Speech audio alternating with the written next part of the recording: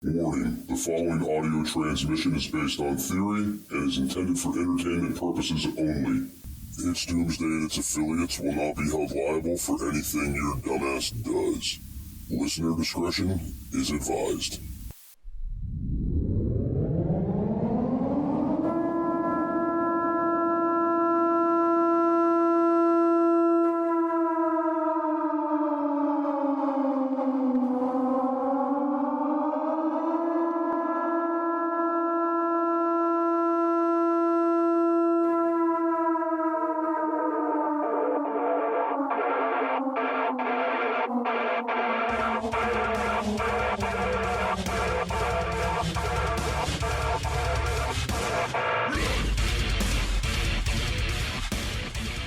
Welcome everybody to It's Doomsday podcast. Today is March 5th, 2023. Time is 6:04 in the afternoon, and joining me as always is Al, aka Big Daddy Prep. What's going on, man?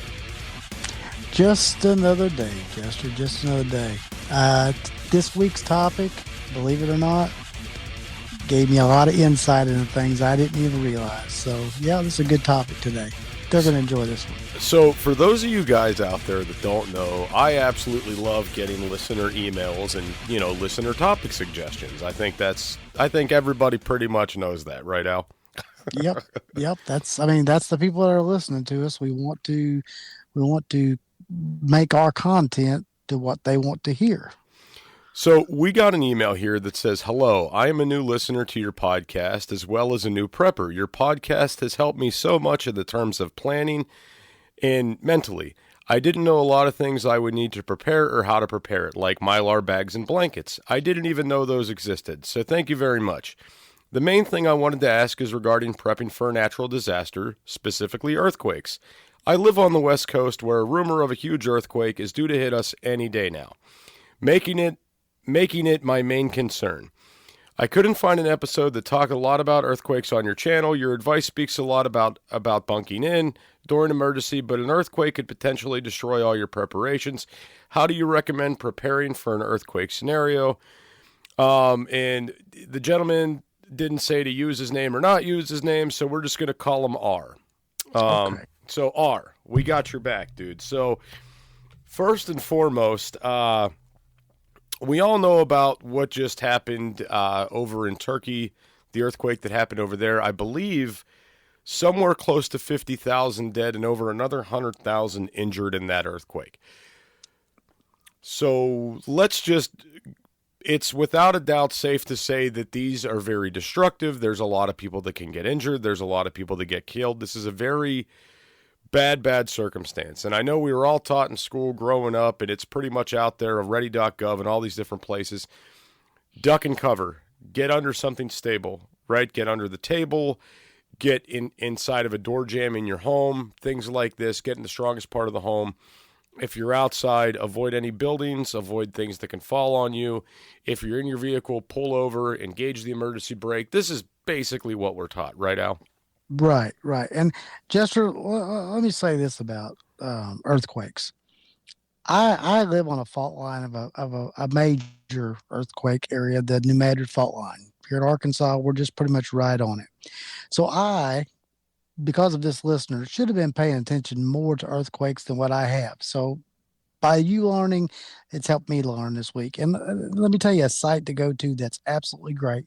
That's the U.S. Geological Survey. It's earthquakes.usgs.gov. Has some of the best, and people don't realize how frequent earthquakes happen worldwide, not just in the United States, but worldwide. If you'll go to USGS, if you live on a fault line and you don't, you'll begin to figure out very quickly how many of these happen that we don't even know about. Just in the last 24 hours, as of right now, as we're taping, there have been 33 earthquakes worldwide that are a 2.5 or plus earthquake magnitude. Hey preppers, do you want 10% off survival food? Go to www.readywise.com and use code DOOM10 at checkout for 10% off all your survival food needs. Again, that's code DOOM10 at checkout at readywise.com, DOOM10 for 10% off at readywise.com.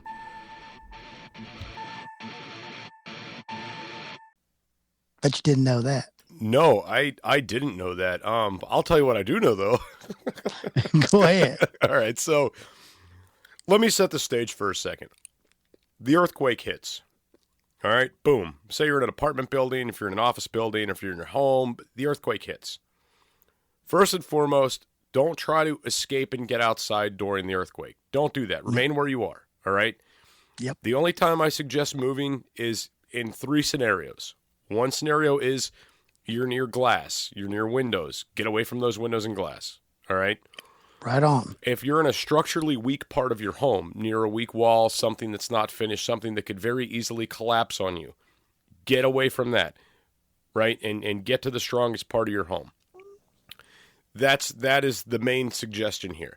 Immediately get yourself out of harm's way, but don't try to go outside. Don't try to get too far. For the love of God, if you're in a high rise or if you're in an office building, avoid that elevator. Avoid right that. on. Avoid that, man. You don't want to be trapped. You don't want to be trapped. But let's talk about what happens if you are trapped, because this is where I wanted my primary focus to kind of lie. If you're trapped, that's a hell of a thing. All right, and there's a lot of factors here if you're trapped. You could be in the dark, you don't have access to water, you could be breathing in dust, you could be breathing in fumes, you could be breathing in chemicals, asbestos, depending on how old the building is. There's a lot of factors to think about here. But let's say you are trapped, all right? The first thing I would suggest if anybody does, if you're trapped, is first off, figure out if you're actually trapped. Figure out if there's somewhere to go to get out of there and not be in that trap position anymore. Not encountering more danger along the way, though. Don't go toward the fire to get yourself unstuck, is what I'm saying, right? Right. The second thing, do a self awareness of whether you're injured also while you're there, because you could cause more damage to yourself if you're injured, and a lot of people don't realize because of adrenaline that they really are hurt. So do a little self-awareness. See, make sure, can you feel everything? Am I feeling everything? You know, that kind of deal. Exactly. Scene awareness, self-awareness, and, assessing yourself to make sure you don't have any major injuries. The other thing I would say is if you're in one of these scenarios, breathing, yelling, screaming, trying to wiggle out of there is going to kick up a lot of dust and debris, make it harder to breathe. If you're in this scenario, try to find something to cover your face with and create a little bit of an air pocket. What I mean by that is, if you're covered in drywall and different random things, take your hands and try to move them away from your face so you have a little bit of a breathing area where you're not kicking up so much dust, because the longer you're there, the more shit you're getting into your lungs and the worse off you're going to be. Right? So the other thing, avoid utilizing lighters and matches for light if you're in these scenarios. Number one, you don't know what's flammable in your area that you're in. You simply do not. And number two, if you have a limited amount of oxygen, striking a match, lighting a lighter is only going to absorb the oxygen in the air and suck it down, right? 100%. So 100%. Now, the other thing is if you are stuck in the scenario, your best bet is to find something to bang on. Bang on a wall, bang on a pipe. If you got a key, tapping on that pipe, tap, tap, tap, 3 taps, tap, tap, tap, 3 taps, tap, tap, tap, right? Consecutively. This is going to let emergency workers know that, you need help. Now, let's be honest, even if you're trapped under rubble, you're probably going to hear a fire engine pull up. You're going to hear the sirens as they're on their way there. You're going to hear a little bit what's going on the outside. Do not burn up all your energy screaming and wiggling and yelling and trying to get out of there. It's going to make for a very bad day for everybody. Right. Jester, there's such a thing in EMS and fire when they're going through situations like this where they're trying to recover either bodies or trying to rescue people as quiet time. Well, everyone will be quiet to hear if they actually hear noise, hear something that's not usual, like thumping, tapping, whatever it might be. So the world might be hearing you. You just don't know they are. So try to make some kind of a noise, but yelling and screaming is not the idea you want. You don't want to use up any more of your oxygen than what you have. And a lot of people are rescued after the fact. Long periods of time, people have been in rubble that have been rescued. Recently, an infant was just rescued in the Turkey earthquake, and that infant had been there like close to 72 hours. So, yeah. Hey preppers, check out Blackbeard Fire Starters. Go to www.blackbeardfire.com/doomsday and utilize code doomsday for 10% off your entire order at blackbeardfire.com. You know, I want to throw something out real quick, Al. We really should have did an episode on this as soon as the earthquake happened in Turkey. We should have got right on top of this, but you know, our awesome listeners made us aware that we needed to be doing this. So thank you. Well, the thing is, Jester, and this is why we really like the input from our listeners, is because even though I live on a fault line and I've lived here in this general area for 25 years, and people have warned me and told me about it, we don't have a lot of high-rise buildings here. Generally, you could get out. There are lots of small tremors that you don't know about, so it's not a big thing. But we all need to be aware of this because there are a lot of fault lines everywhere across the world. You know, even here in the middle of the United States, where you would say, "Oh, that happens on the West Coast, happens on the East Coast." No, it actually happens here just as much. We just don't feel them as much. So let's get into a little bit of what happens after the quake. Like after you have that initial earthquake and you're like, okay, what's next? Well, first off, aftershocks can still happen. Yes, sir. So, guys, I want you to think about this. Everything is potentially structurally damaged until it's determined it's not structurally damaged, right? Righto. And unless you're a licensed contractor, a first responder, or an inspector, if you're just a regular plain Jane person, you can't make that call, all right? So don't look at a building and think to yourself, it's safe, I could probably go in there, because it's more than likely not if it was a bad earthquake. Some things to think about in the aftermath of these are, number one, the aftershocks, number two, potential flooding, tsunamis, landslides. These can come with a lot of other wicked factors after the earthquake happens, right? Yes, sir. Natural disasters. I mean, natural things that happen to, you know, buildings like that. And then also man-made things that come down, break, you know, gas lines snap, water lines snap, things like that happen that Mother Nature didn't put here, but man put here that's been torn up due to the earthquake. Right, exactly. So we're going to get into how to prep for this here in a minute, but guys, you got to understand, you're talking, you could have potential gas leaks in buildings, could be on the borderline of being explosive. Same with propane in homes, okay? Electrical lines could be down. Water could be charged at that point, and you could be getting electrocuted. There's a lot of factors here to think about when you think about these earthquakes and the amount of destruction they come with, all right? Honestly, the best bet when these things happen is to be extremely aware of your surroundings, assess scene safety anytime you're going into any new surrounding after the fact, okay?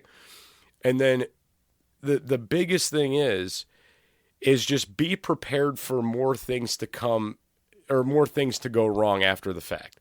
Just because that initial quake happened doesn't mean you're out of the woods yet. Right. Right. So, Al, do you have anything on before we get into the prepping side of this, or where's your mind at? Well, one thing that's huge in any situation when we assess anything bad is using your sight, your hearing, you know, sounds and smells and things that are around you will help you determine what the actual environment around you is. You know, you don't necessarily smell gas because gas does have a smell, but they put a smell in gas, so you will smell it. Is there water around? You know, be aware of your surroundings as much as possible. But I think people need to understand what earthquakes are. Earthquakes just aren't all of a sudden.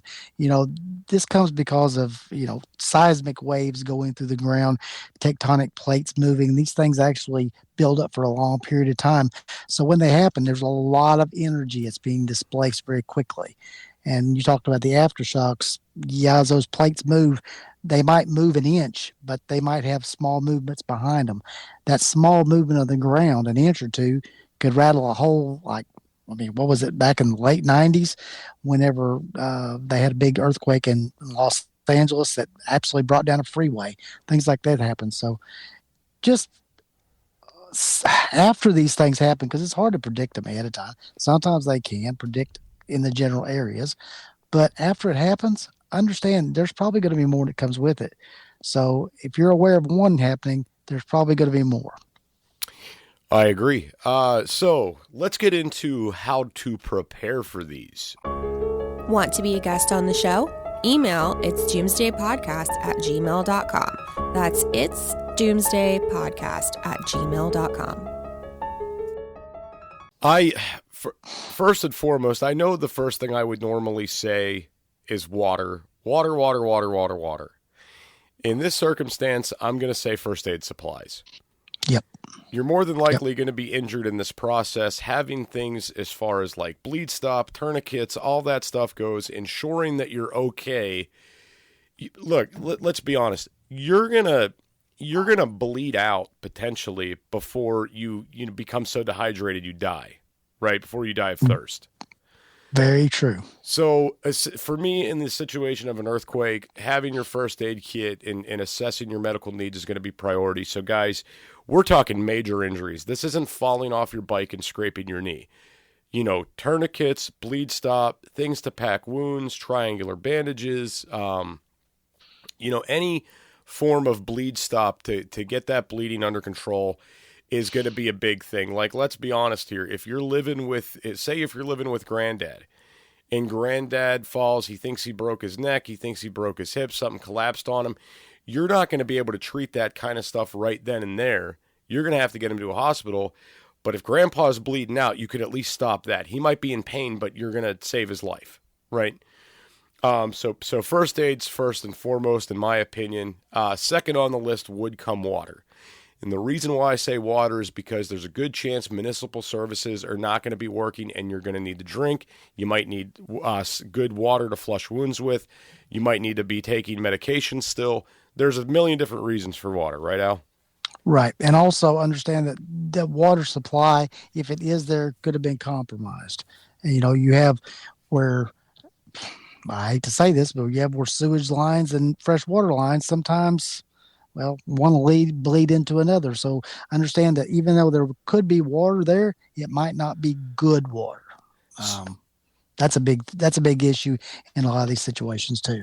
Al, speaking of good water, did you see this story in the news about a man in Florida that drank water that had some kind of brain-eating amoeba and it killed him? Yes, I was just looking at that story a little while ago, and being from Florida, there are brain-eating amoebas that are in water. You can swim and get them in your ear, and I've heard this several times over my lifetime, and yeah, it's scary. It's scary. Folks, a lot of scary things in the water. A lot of scary things. Right. So when we say have bottled water, absolutely have bottled water. And guys, my recommendation, here's the thing. And I think this is what kind of the listener was getting at in the email was, how do you prepare for this? Because if there's an earthquake, all your stuff might be destroyed. How do you, how do you leave? Your best bet is to kind of stagger your items around. You put some water in the closet. You have a case under the bed. Maybe you have a case in the backseat of the car. And you kind of move them around and swap them out. Maybe keep one in the garage, keep one at a friend's house. That way, if shit really does break bad and, say 4 out of your 5 places are destroyed, you still got that 5th one where you could access that water. Right. Right. The next on the list here, and this is going to come before food in this particular circumstance. The next one on the list here, guys, I know this is going to sound kind of cliche, but emergency weather radio, have that. There's a good chance your power is going to be out. There's a good chance the internet's going to be out. There's a good chance the cable's going to be out, or cell towers may be down. There is a high likely chance, though, that radio towers are still going to be up and transmitting. All right? Yes, sir. Being able to get the information you need from the National Weather Service, getting information about how far help might be out to your town, or any updates, or if they're expecting a tsunami or a flood, or if the water lines have been compromised, having that radio is going to do you a heck of a lot of good, right? Yes, sir. Most municipalities will revert to using the radio because it is still one of the most primitive type of communications we have. And most people have radios. Some people don't have cell phones or whatever, but most people have a radio at their disposal. Right. So, having that's, in my opinion, that's key to have that. Definitely have that radio. Next on the list, and this is up to you guys. This is because I've walked back and forth in my mind trying to figure out which one would be better. And Al, maybe you'll have the answer. What do you think? Food or security in this situation? I always go with security number one because I can be hungry, but I can't be undead. That's okay. Um, There you go. That's I mean, I've been recently dealing with some health issues where I've not been able to eat for periods of time, and Jester, I thought I got hungry after 5 or 6 hours when you can't eat for a day or two, and you just get to where you really don't care. And I can be hungry, I just can't be undead. right. I totally understand what you're saying. The reason why I was going back and forth with this in my mind is I'm thinking people are injured. They might have lost some blood. They're going to need to recoup, what they lost. They're going to need to regain energy in these scenarios. So food is important. But then I also thought about humanity and how bad humanity sucks and how a lot of people like to take advantage and do nasty, deeds and things while these disasters are happening or right shortly after because 911 is predisposed, law enforcement's predisposed, nobody's showing up. It's could be a total crime spree, right? Right. So that's why I was kind of going back and forth on my mind in this of what would be better, food or security. Hey preppers, check out Blackbeard Fire Starters. Go to www.blackbeardfire.com/doomsday and utilize code doomsday for 10% off your entire order at blackbeardfire.com. Yep. And the security thing is a great idea as long as people don't lose their humanity. We see a lot of people that do horrible things in situations like this, and then we see some of the best things come out in people that normally wouldn't work together, but wouldn't even speak to each other, that help each other and take care of each other. So we see the best and the worst in man when these situations happen. Because understand, if you're in a earthquake, everybody's pretty much on the same level playing field here. We're all without power. We're all without water. We're all without this. So don't lose your humanity, but still be watching out for your back for sure. Right, exactly. The next and the final thing I'm going to put on this list, and then we'll get into other things we should have for earthquake survival. But the last thing I want to put on this list is shelter, because you're going to be displaced from your home if it's collapsed. Okay. Yes, sir. That might mean you're at the local community center. It might mean you're sleeping in your garage, or it might mean you're sleeping in your backyard in a tent. Okay. So this really varies. So, having a means to make shelter, just like anybody else would within a bug out bag or an inch bag or their bug out or get out kit, having a tent or some way to make shelter is going to be a very important thing. You might not want to go to the local community center. However, you might be able to stay in your backyard. They might not let you back in your house because it's structurally unsound, or you might not want to go in there. So having shelter, I think, is definitely a next means on this list. Right. And understand that if you're dealing with this situation, everybody is dealing with it too. So, a lot of us in the prepping world don't worry about pride. We will do whatever to survive and make it to the next day. If you're camping in your backyard in a tent, you're better off than somebody else is. So, yeah, this is something you may have to do for a while. We see these in natural disasters where people have to rough it for a little while. Maybe your supplies are demolished, but you have to have shelter. You can't just live outside. Let's face it. You have to have some kind of shelter. So keeping the kind of materials around that you would have to make a primitive shelter, even if it's for a day or so, is better than standing out in the hot sun, being in the rain, the cold, anything like that. So do the best you can is what I can say. Do the best you can given the situation. Right, exactly. So top 5 prepper items that I think for the scenario, Al. First aid products. Yep. Water. Yep. Weather radio. Yes, sir. Security. Weather radio. Yeah, get the radio, security, and then shelter. Right? Yes, sir. That's immediate survival. All right. Right. Now I think we should get into other items you should have for after the fact. Right? Okay. Not necessarily key to survival, but outside of the 5 realms of the immediate things that I think you guys would need in this scenario. Food is going to be on the list of this, but specifically, guys, I'm going to go ahead and recommend stocking canned goods for this scenario. All right. Canned goods are heavy, and you're not going to be able to take a lot of them with you, but I do recommend stocking the canned goods. If power's out, you don't have to cook a lot of these canned goods. They're already prehydrated. I mean, it's not going to be the best meal you've ever had, but it's going to keep you alive. All right? Righto. The other thing I would keep on this list are like dehydrated and freeze-dried foods, ones that don't require cooking. Things like, the freeze-dried bananas or the freeze-dried strawberries, different types of trail mix, dehydrated banana chips, all those type of things that are going to provide you with fiber, that are going to provide you with nutrients, with a little bit of protein, some good carbs and good fats, and keep you going. All right? Basically, any type of trail mix, any type of jerky, things like this are going to be the foods that I would recommend having.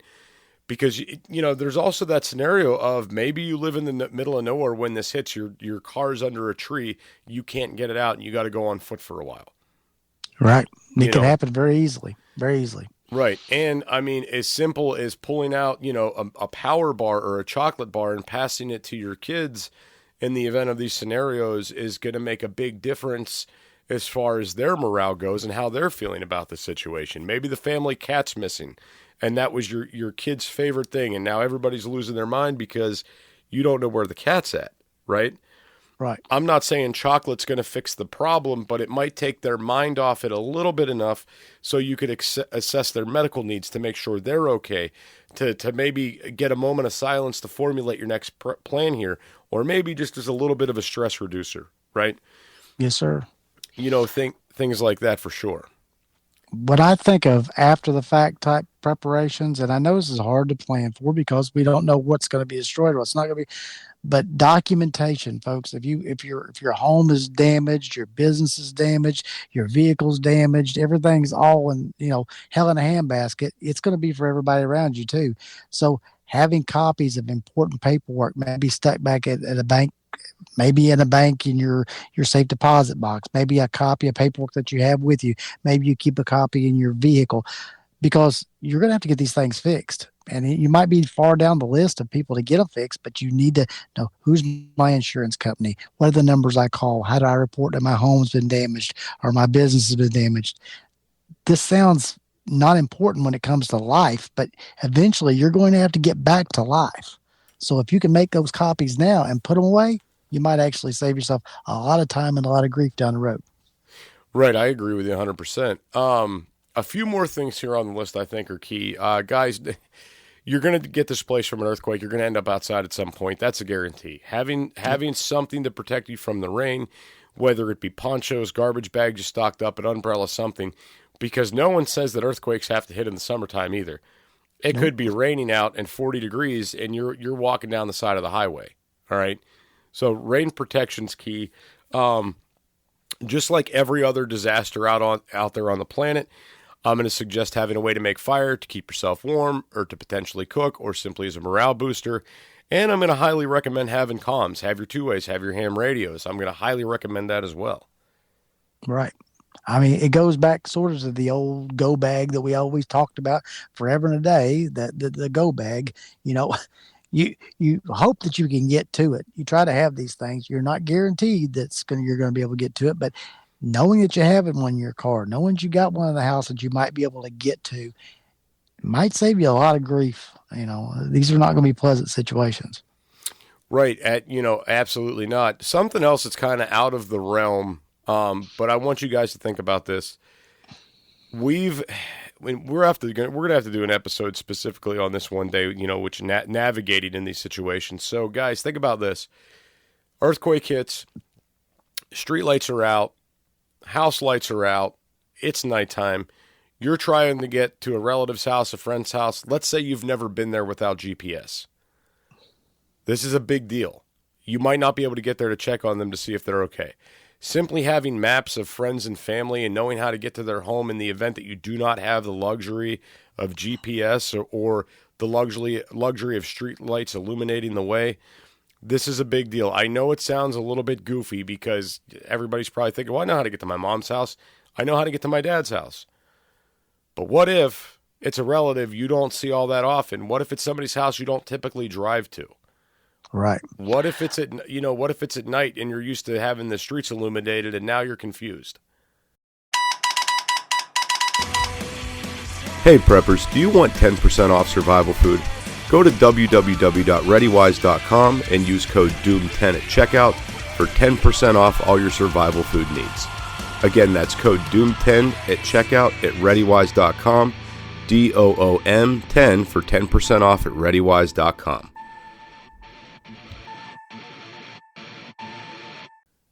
Well, by living in Florida around hurricanes and living in Arkansas around tornadoes, I've also learned through natural disasters, the landscape can be drastically changed by the weather or an earthquake. What you went to before might not look like it did a week ago or 6 months ago or a year ago when you were there. Buildings aren't there. Signs aren't there. Signage isn't there. So, yeah, having a good map and, you're not going to be able to depend on these high-tech things like GPS. It's a regular good old hard map that you can actually look at and go, okay, 2 streets down, 1 street over, might save your hind end a lot.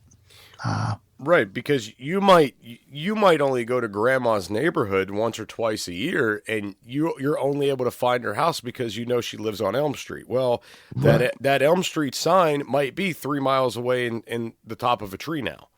Right. Mr. Johnson's big tree that was on the corner might not be there anymore. Yeah, so you might not know. Exactly. That's Mr. Johnson's elm tree might be in the next county. Right. Yeah. So I know a lot of people don't think about it. I know it sounds a little goofy with the technology we have today, but the moment that all gets cut off, man, we're going to be in a really bad spot. And that's why, I had to present it, think about having the maps, think about having ways to navigate the places you would go or people you want to check on, because the other thing is, depending on the circumstance with these, you're not going to be able to call to find out if anybody's okay either. True. Very true. So again, just going back to that, also the one other thing I wanted to throw on the list here of, definite items you should have that I meant to mention earlier, guys, flashlights for sure. Flashlights, ways to illuminate things, earthquake. A lot of these scenarios mean power outages, right? That's what they come with. That's what they mean. So definitely have it in your mind to think, whatever kit you're building for whatever it is, you should have a headlamp or a flashlight or both, in these kits kind of ready to go. Yep. And I always recommend 2 to 3 battery changes with everything that you've got, because nothing is worse than getting to a flashlight or something and find out it was left on the last time or it accidentally got turned on and now the batteries are dead. So keep an extra change of the batteries for everything that you've got. Absolutely. Try to keep them right with it. Don't put it someplace else. Oh, I'll go over there and no, keep it right with this right now. You keep it together, Right. And here's something for you guys out there. If you're like me and you've got a couple solar generators and you're thinking to yourself, well, how do I maintain those? Well, keep them charged up. That's simple. Yep. Don't let them zero out. Don't look at your solar generator and be like, oh, I just checked it. It's on 30%. I'll charge it later. Just plug it in. Right. And that's like one of the big things I wanted to tell people, guys. There is no set clock for disaster. There is no set clock for emergencies. These things happen. They are unpredictable, and that's why we prepare. If you want to get a real good old-fashioned ass chewing from me, be on my watch list where it shows up on my phone that you only have 8% on your cell phone. Just let me get that text message. My wife, she wouldn't even think about that because I don't do that. I say, keep it charged, that phone, keep it charged, that flashlight, keep everything ready like something is fixing to happen, because you never know when it's going to happen. Exactly. When we have tornado season around here, as soon as somebody says bad weather, I might charge everything up in the house. Charge it all up. Oh yeah, absolutely, guys. One of the best ways to survive these circumstances is to be ready for when they happen. Right.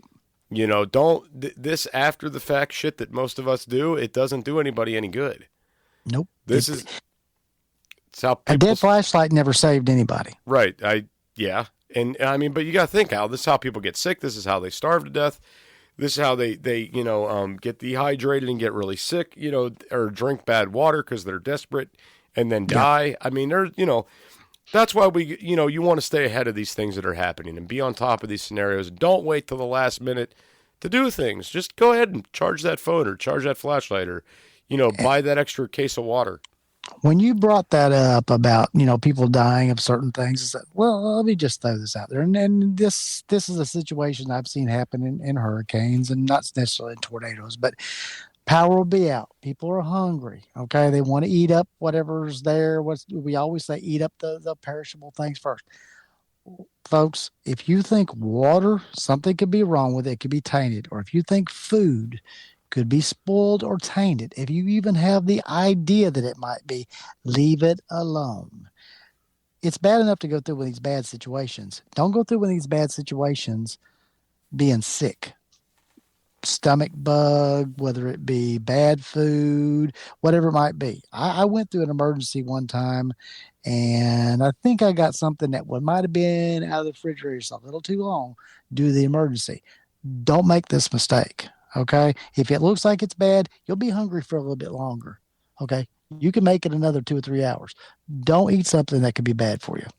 Don't do it. Exactly. Yeah, you'd be surprised how long you could actually go without food, and like how you were mentioning earlier, Al, about like, you were hungry for so long and then you got kind of over it. Yep. You will. You will. I mean, your body will go through some bad with food withdrawals, but you'll get over it. Yeah, but you don't get over being food poisoned in 5 or 10 minutes. We're talking 36, 48, sometimes 72 hours or more to get over something if it's bad enough, folks. So don't put yourself in a worse situation. You've already got enough problems with an earthquake and your home's down, your business is damaged, you can't go to work, and now you've got something else on top of it because there's no emergency services. Hospitals are in the same situation as you are. They can't worry about treating your bad stomach bug. They're worried about people that are actually dying or dead. So don't put yourself in that situation.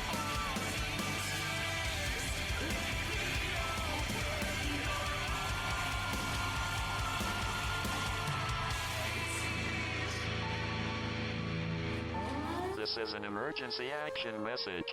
At approximately 1 a.m. Eastern Daylight Time, NORAD is tracking 15 ICBM nuclear missiles inbound to the following cities: Orlando, Miami, Pittsburgh, Dover, Newark, Richland, Philadelphia, New York City, Baltimore, Los Angeles, Las Vegas, Boston, Seattle, Detroit.